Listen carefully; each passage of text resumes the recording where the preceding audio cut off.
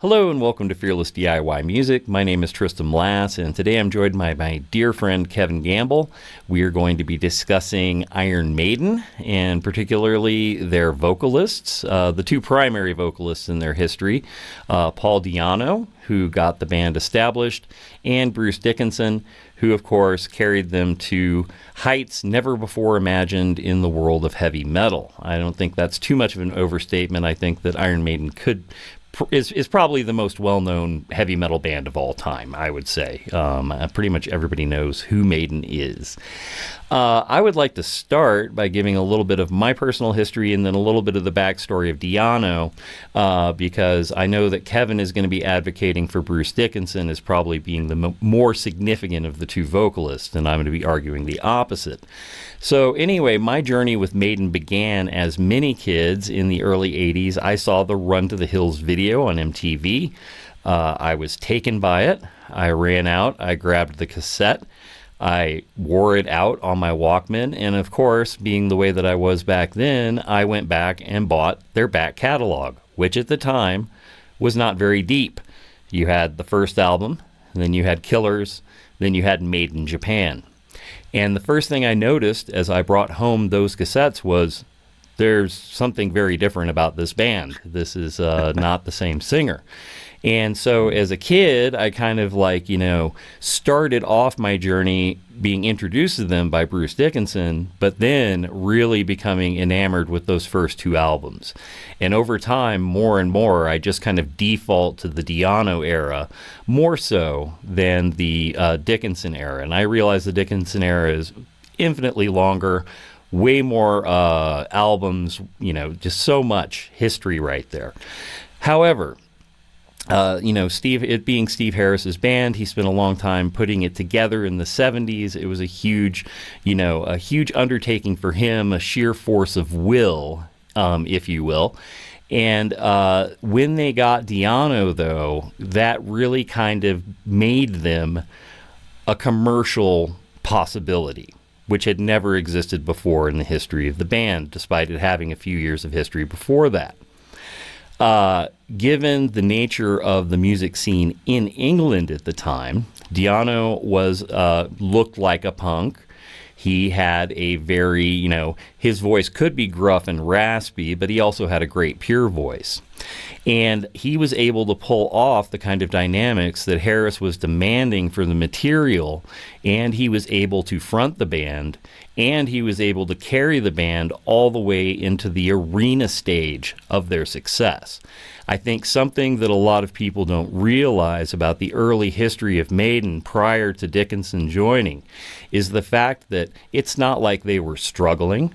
It's not like they had not attained huge success. I mean, they were a world touring arena rock band when they were fronted by Di'Anno.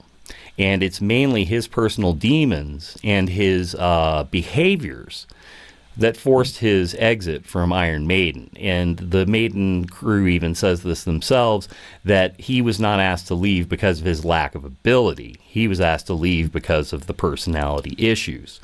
And my argument basically is that I personally, aesthetically, prefer the Di'Anno era, and maybe that's just because the earlier material was a little bit rawer. Maybe it's because of the certain feel of songs, like the more when he would sing pure, Remember Tomorrow is a song that I always like to cite for that. And there was a feel there that never kind of was around after that. He brought some things to the table that were never replicated afterwards. So the long and short of it is that Di'Anno got them into superstardom and carried them that far. So I think that there's always this argument that, well, Maiden never would have attained the same kind of success if Di'Anno had stayed in the band because of his limited ability. And I think that's the crux of my argument. I don't think that's true. I think that he would have evolved with the band. The band would not have been exactly the same, but I think they would have attained similar heights over time if he had had his quote-unquote shit together. So anyway, Kevin, take it away. Well, I think you covered a lot of the most important points, and I'm hoping, of course, that Di'Anno's passing away will remind people of who he was and what he brought to the band and what the band was during that short time. Even though they took it very far in the years to come, they really set the template with him. Their stylistic template, even in just those first couple albums, really came together. And I think it clicked into something approaching a formula very quickly when Dickinson arrived. But they had all the elements, as you said. They were a top 10 album band in the UK before Di'Anno left. They were successful. They were there. They had two videos on the first hour of MTV or first day of MTV. They were right there in the thick of it, and they were on their way. They were going. There was no question about that. And so I completely agree with you that they would have been a hugely successful band because even though maybe Di'Anno's image was a little bit ambiguous when it comes to the what people might have been looking for in a frontman in the MTV age. The template they set was to disregard that. They were never going to have to follow the sort of pretty boy route, and they still kind of took their own path with Dickinson. So completely agree that Di'Anno was a huge figure in establishing what that band was all about and really delivering for a lot of different stylistic approaches, even in those first two albums. He was very capable, very strong presence, and I love what you mentioned about kind of the punk energy. I think he embodied what was so interesting to me about that first stage of the band was that you weren't even 100% sure what they were. Were they a metal band? Were they a prog band? Were they punk? They even got a little soulful at times. That's one thing I really enjoy about the start of the band was from track to track, they were still experimenting and kind of had a wide open sense of possibilities, and having Di'Anno in the middle of it allowed them to really do that. And so maybe you see some potential for debate elements here that I'm scuttling, but I really love at this point I kind of see I almost see it as two different bands. That when I'm in the mood for one, I'm not necessarily in the mood for the other. But there's things I adore about where they went with Dickinson. But there's something really singular and special, and he made his mark in an unforgettable way. He was not just Dickinson, the beta version of Dickinson. He was a completely realized figure on his own. And then they shifted to something else, and maybe something that was more sustainable. But he was no less distinctive, in some ways more distinctive than anything else that came after. So really agree with everything you said, and hoping that this, sad situation really helps cement his place in the legacy. All right. Well, let's see if I can stir the cauldron a little bit. I'll. Well, the thing is, those of you out there don't know our Kevin's history. Kevin is a diehard Iron Maiden fan, has been there every step of the way through the band, all the way up to this point in time. I'm sure that his origin point is about the same as mine. Those early days of MTV, Eddie being such an iconic figure in both, artwork and T-shirts, of course, yes, and the entire, and that was one of the cool things is that, you mentioned something about the image, Maiden from the start, with Di'Anno as the front man, none of them wanted to step up and be the face of the band. So they created Eddie, the management and the band created Eddie to be that figure so that none of them would step away from the others. They very much were a band and had that mentality. And Di'Anno wasn't interested in being, I'm the face of the band, I'm the star. He was very much just in the trenches with the rest of the lads, kind of. So I always really respected that, and that carried over, even though Dickinson was far more theatrical and far more of a showman type figure. Eddie by that point had already, been established as the face of the band. Now, to try to, stir up a little thing, there's 2 points I want to make. Number one, and this one's pretty basic. I contend that Maiden, if they had started their journey, let's pretend like in 1978 when Di'Anno was chosen to be the lead the final choice to be the lead vocalist going forward. Let's pretend Samson had been, floundering. That was the band that Bruce Dickinson was in. Yeah. And let's say that they got Bruce Dickinson in 1978 and they tried to make it. I think that if Dickinson had been in there from the start, they wouldn't have had a prayer. I think they would have been seen as being a little bit more retro, a little bit more dinosaur. I don't think that they would have gotten the same kind of audience response, that the kind of figure that Paul Di'Anno cut, the way he looked, the way he sounded, he was unconventional. I think if they'd started with Dickinson, they wouldn't have gotten nearly as far as they did with Di'Anno. I think Di'Anno was critical to putting them on the map. And it made it easier for an audience to accept a figure like a Bruce Dickinson because they already had established success. And they were obviously on a trajectory where they were going for, having technical ability above and beyond everything else, which has been Harris's kind of MO ever since Di'Anno left the band. It's been kind of like, we want the best product, Clive Burr on, Nico McBrain in, those kind of things. Yeah, but Adrian Smith joining the band and all that kind of thing. Yeah. Yes. So, but my contention is I don't think Harris ever would have gotten there without Di'Anno. I think that if Dickinson had been the original singer from the start, I think they would have had a much harder road to hoe. You make a really good point with that, and it's funny. I had been thinking sort of the other side of that coin about how distinctive a figure Di'Anno was. That he didn't fit the sort of standard heavy metal rocker mode. He had short hair, kind of the punk,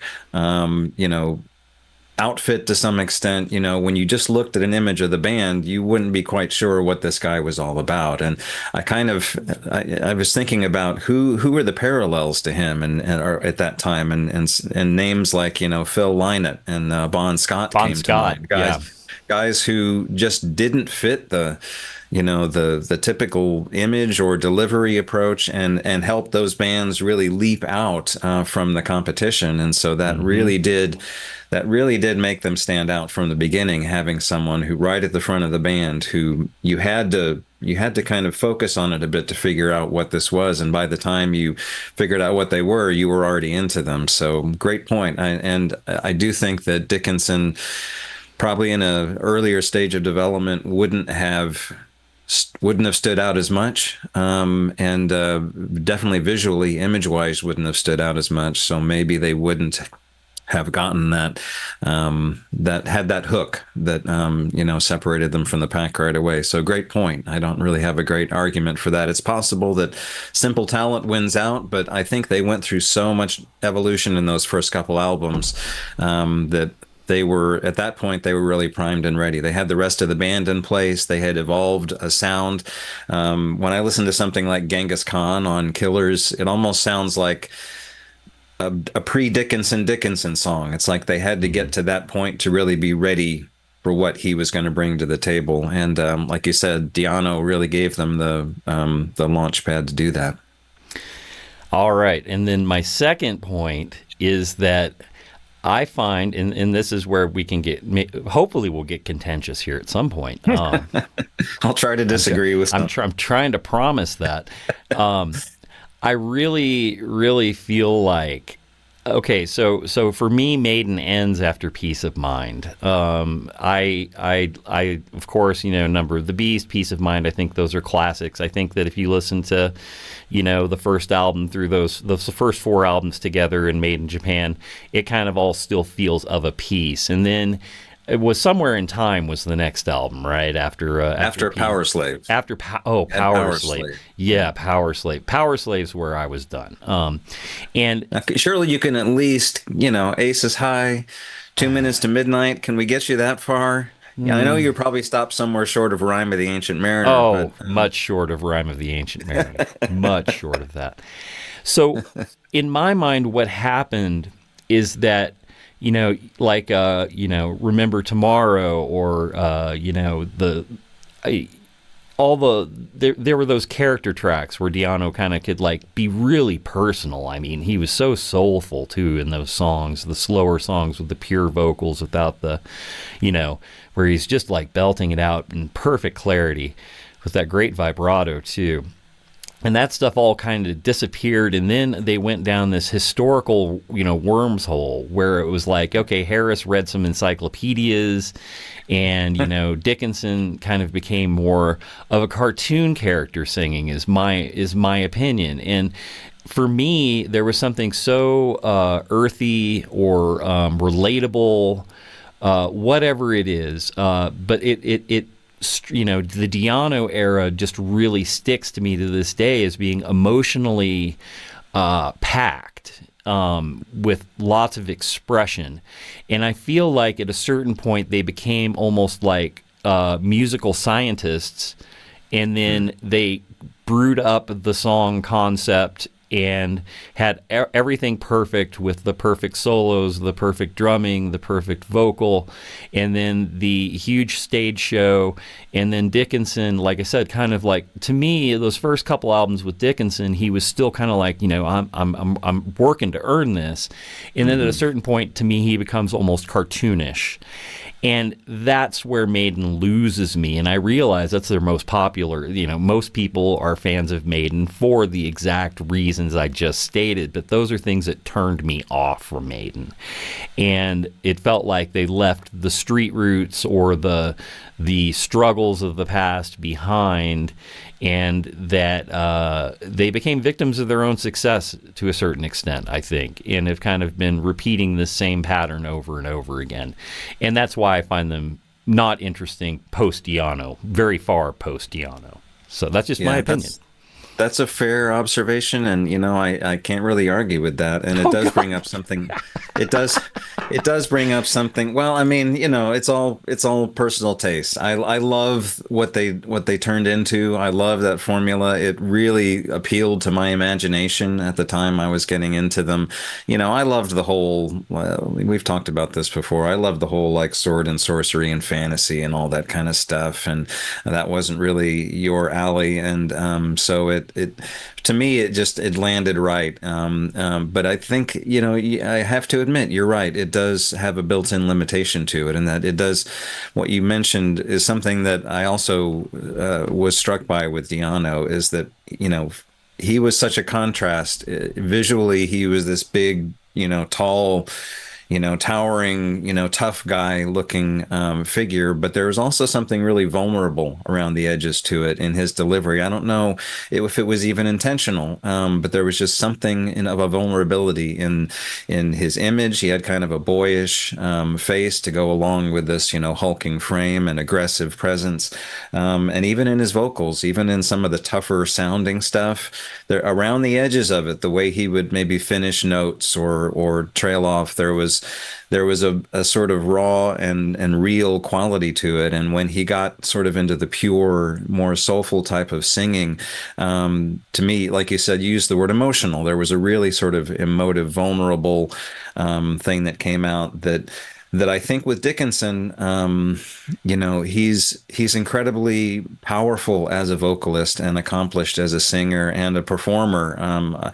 He's like, could you pick a more high functioning person to be the front person of your band? Yeah. He's like the highest functioning front man in the history of music, in all senses. I mean, the guy. Yeah. You go from, from Di'Anno struggling, with his demons to an airline pilot who, he did fencing, he still runs around the stage like he's half his age and so forth, and the notes he could hit were always incredible, but I think he was almost so accomplished that he never had to spend time in that place where there was uncertainty and vulnerability, and he could really just charge up the mast and do the theatrical stuff, and so I have to admit that I love Dickinson's theatrical ability. I love his powerful voice. I love how he carried them into areas of just like big melodic, sort of pompous theatricality. I'm on board for all of that. I love it, but it loses something that was there at the start, and they never really got back. And even the No. music of Di'Anno's time, it echoed that. There was a certain sort of innocence and vulnerability and willingness to experiment in sort of a ground level way that I keep waiting for them to try to return to. I admit that even after all this time and buying all the big epic albums, I still want them to kind of like, hey, just go back and get in the studio and bash out a rock album. But they changed, and it's been a one-way trajectory pretty much ever since. And I do miss that aspect that it seems like we'll never really have, because it was linked to Di'Anno, can never be unlinked from him. Yeah, I feel like one thing that they definitely lost when they lost Di'Anno was that by the time we get to like Power Slave and stuff like that, there was the introduction of some synthetic elements by that point in the studio, but it felt like they started packing the songs to the point where there wasn't much breathing room anymore.